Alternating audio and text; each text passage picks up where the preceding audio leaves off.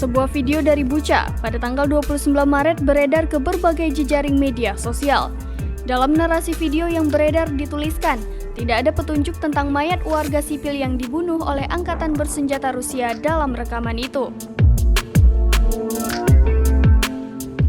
Video tersebut menunjukkan tempat-tempat di mana beberapa hari kemudian, militer Ukraina yang memasuki kota Bucha yang ditinggalkan oleh tentara Rusia.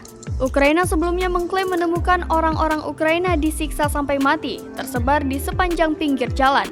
Namun, dalam rekaman itu hanya menunjukkan mobil yang diledakkan, peralatan militer yang rusak, dan kawah dari peluru yang meledak. Dalam keterangan unggahan dituliskan, penduduk sekitar berjalan dengan tenang serta terdapat traktor baru. Tak ada satupun yang terbunuh, dan semua berita tentang pembantaian Bucha murni palsu dengan tujuan membingkai militer Rusia.